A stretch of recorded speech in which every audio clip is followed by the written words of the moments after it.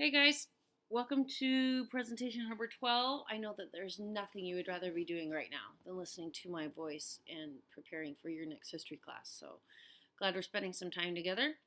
Um, Class today was interesting. Hope you had a good time talking about Donald Trump and Andrew Jackson and comparing the two of them. Populist presidents are always interesting to do that way. We'll do that again a couple times next semester. So let's get started on presentation number 12 so you can get your homework done. Here we go. There were a lot of factors that came into play during this time period, starting in the 1820s. We've talked about the presidency of John Quincy Adams and Andrew Jackson. On Wednesday, we will talk about the presidency. Hey, kind of tired. About the presidency of Martin Van Buren all the way up through the 1850s. There are a lot of different things that came into play. We've talked about the political aspects of it, but now we're going to talk about more of the economy, agriculture, some of the things that were going on with labor, and the Industrial Revolution. Cotton was a labor-intensive crop, requiring extensive manual labor. Eli Whitney's 1793 invention of the cotton gin, however, was able to remove the seeds at high speed. And gin is just short for engine, which I thought was kind of interesting. By the 1860s, cotton represented over 50% of the total U.S. exports per year. It was a booming industry, so you can see why it was such an issue in the South. As we're talking about this whole sexualism argument, it was an incredibly profitable business down in the South. Overproduction of farmland in the East began to drain the soil of necessary nutrients. This, coupled with cheap land in the West and the economic panic of 1819, caused many farmers to move west to start over. So if you look at these two maps, the one on the left is population density in 1820. You can see how most of it is concentrated east of the Mississippi River and especially up in the Northeast.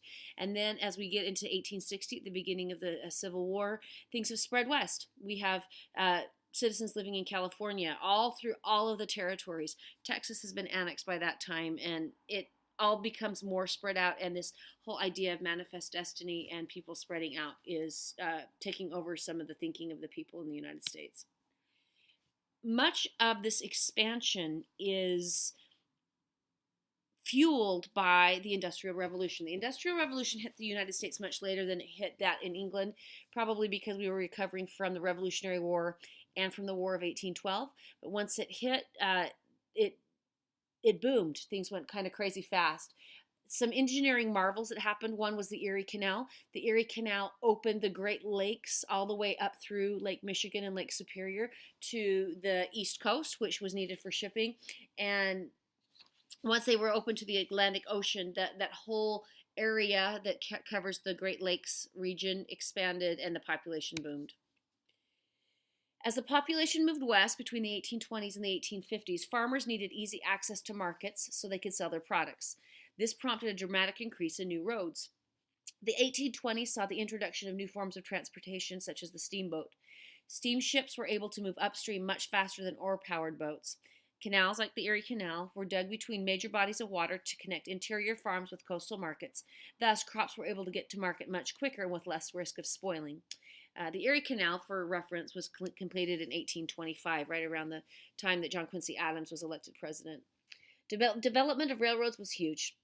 I know that 10 miles an hour may not seem like a lot, because that's about the average speed, but that's much faster than stopping to rest horses, and it was much more reliable. Horses and stagecoaches went about 5 miles an hour. The first railroad line was created in 1825, and by the 1850s, the railroad would supplant all other forms of shipping of goods to market. Vast amounts of railways would be built across the United States by 1860. Railroads over time became the most efficient preferred form of transportation, particularly just before the Civil War. It's when they surpassed canals as being the best way to haul and trade goods. Speed and reliability were the benefits of the railroad. Boosting the economy, they boosted the economy, but they also sped up the decline of the Indian culture. Once there were railroads going through that territory, it made it much more difficult for the Indians to fight against white expansion, as more people moved and settled west. The emergence of clipper ships expedited ocean travel by applying American ingenuity to shipbuilding techniques. These ships were able to get perishable goods to markets that were unmanageable before because they were too far apart. During the gold rush of 1849, these clipper ships kept California markets stocked with products that could not be transported overland. like food and perishable stuff. Government investment in improving the infrastructure generated fierce debate in Congress over whether or not it was constitutional for the federal government to get involved in helping with internal improvements. Some felt this was the government's responsibility to regulate and improve, while others felt the opposite. The Constitution gives power to Congress to regulate interstate trade, but it's not very specific. And so there was some room for interpretation there. The federal government started providing land grants to those building canals or railroads, and it was their way of supporting these developments. They didn't really fund them directly, but they provided land grants to support it. Mass communication had not advanced in thousands of years and still took the form of mail or newspaper. However, the invention of the telegraph would break this barrier and would in effect draw the country closer together. Suddenly, everything went from letters and mail to instantly communicating across long distances with the telegraph.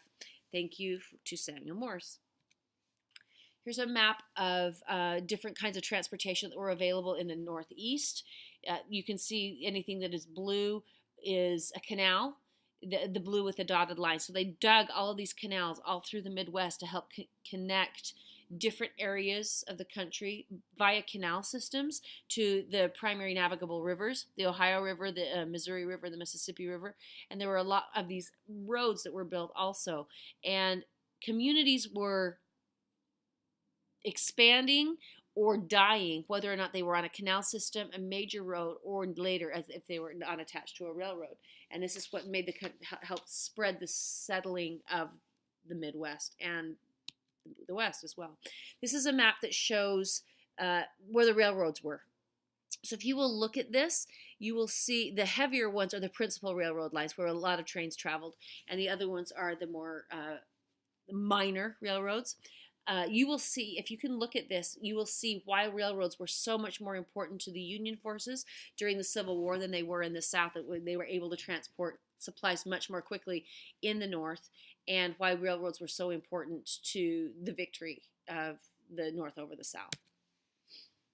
The Industrial Revolution continued to impact the United States during this time. It is hard to exaggerate the importance of science and technology in changing the ways people were living by mid-century. Technological advances also improved living conditions. Houses could be larger, better heated, and better illuminated. Although working-class residences had few creature comforts, the rich were able to afford indoor plumbing, central heating, gas lighting, bathtubs, ice boxes, and sewing machines by the middle of the century. As a member of the Mercantilist Society of Great Britain, the American colonies were forbidden to develop manufacturing facilities. So if you remember when they were still colonies, the mercantile system prohibited them from developing their own stuff because we had to send all of our raw goods over to Britain to support their factories. They were only concerned with providing the raw materials to those factories, and the mother country needed it for its industrial base. When the American Revolution ended, the United States was well behind the curve in developing in this area. So Great Britain was way ahead in the Industrial Revolution.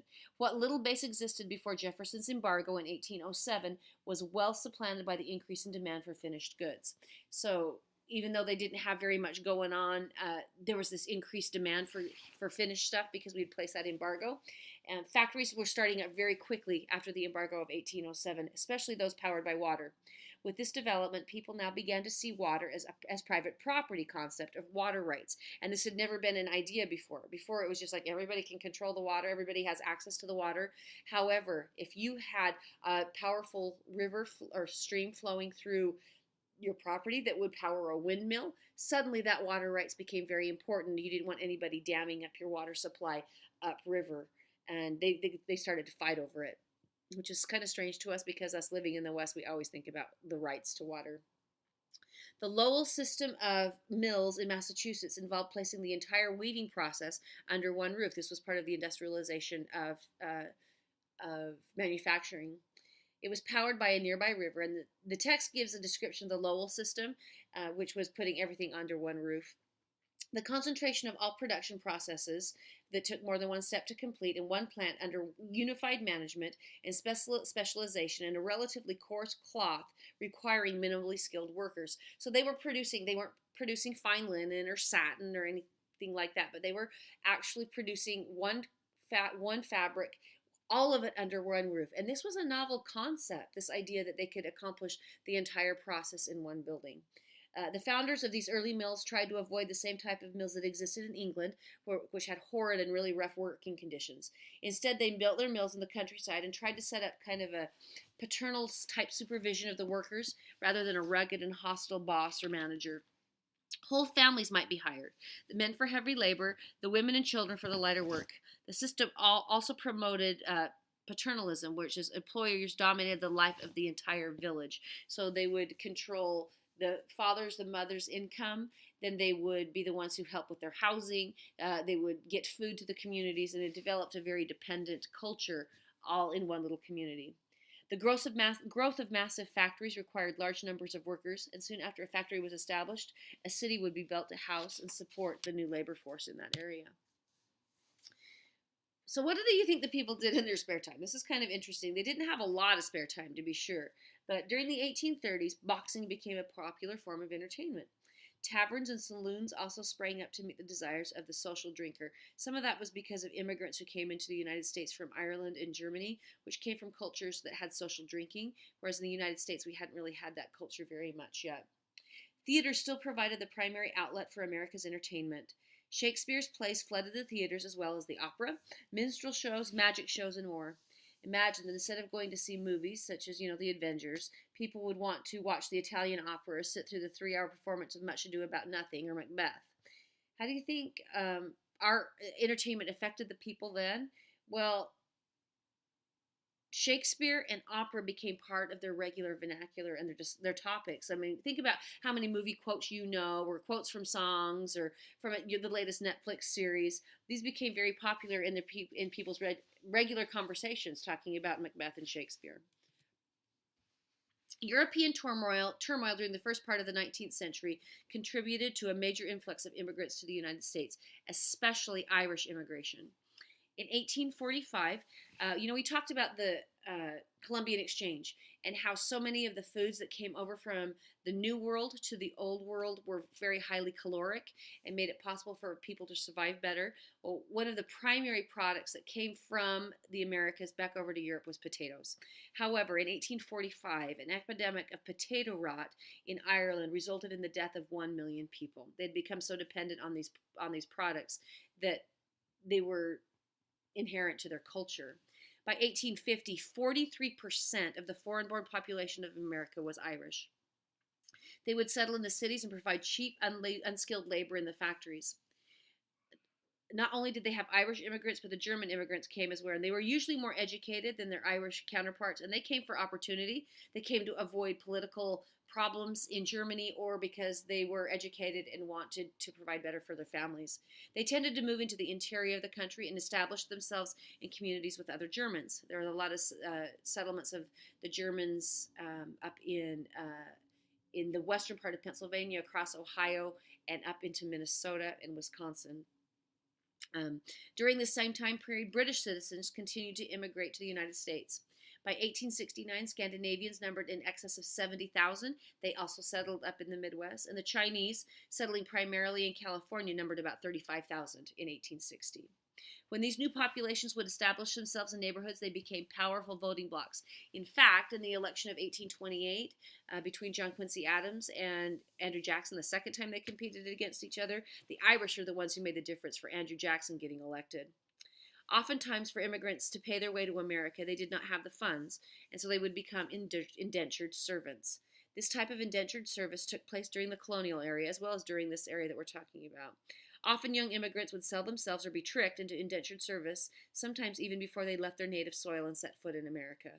Ultimately, indentured servants would work for a certain company or master for a period of time until they had paid their dues.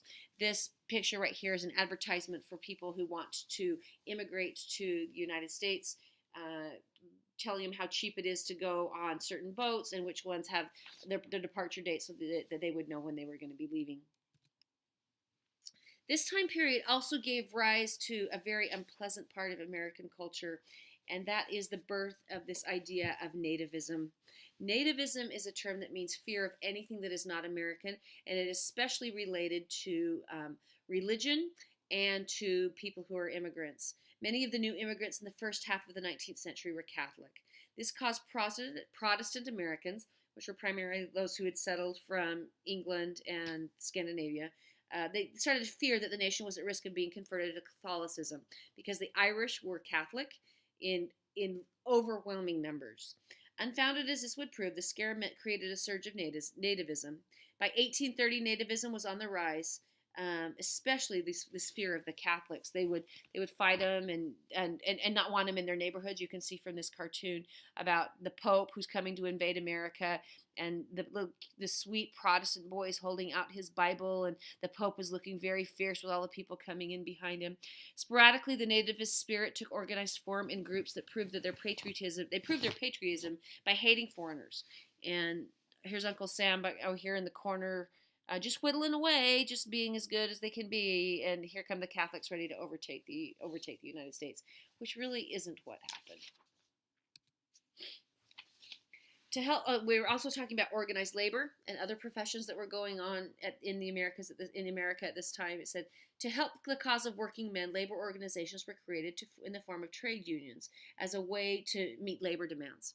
These were the earliest unions. They didn't do the same thing that unions did in the late 19th and the early 20th century. Also, a few third political parties would specifically represent the working classes, but these political parties found very little electoral support. After the parties disappeared, groups of workers organized under the auspices of the parties and worked within the system to get their demands met. After the financial crisis of 1837, we talked about that. There was the Panic of 1837 that was spearheaded by Andrew Jackson's veto of the National Bank, the second bank of the United States, and his decree that they could only buy land with gold or silver and not with paper money, and the states printing paper money. It was this huge catastrophe. But after this crisis, labor unions began to emerge again. By the mid-19th century, workers began to place an increasing importance on joining unions and ensuring only members from their union could be hired for specific jobs, which we see very frequently in today's American society. In the half century after the Revolution, Americans became a very distinctively literate people as well. Education became more prominent and more easily accessible. It wasn't just the rich who could afford private tutors. Teaching was the fastest growing of the new professions during this time, and often it was used as a stepping stone for young men so that they could study law. Young attorneys and doctors had very little formal training, which was usually not regulated. So it's not like they went to law school or medical school and made sure they knew how to do certain things. They just would apprentice when somebody learned their trade and hopefully be good. The Industrial Revolution spurred the development of the new profession of an engineer as well, building all of the roads and the canals and the railroads. And this became a very profitable enterprise for those who had the skill set. By the time of the Civil War in 1861, engineering had become one of the largest professions in the nation, trying to meet the demands for all of these new building projects that were being created. Although this was a period of scientific and political improvement, the role of women in the United States really didn't change very much. Women were still considered to be the primary caregivers at home. However, women began to seek careers in the male-dominated professions. Mill girls, before they were married, this picture shows some mill girls, enjoyed earning money, independence, and education, and they had a lot more opportunities given to them than women earlier in the founding of our country, or the earlier part of the 19th century. So there's our really quick presentation on the Industrial Revolution and what was going on with the economy at this time that we've talked about. Please bring your notes to class. They will be checked, and we will also be talking about your document booklets in class. So please bring them along with you. See you in class. Have a great couple of days.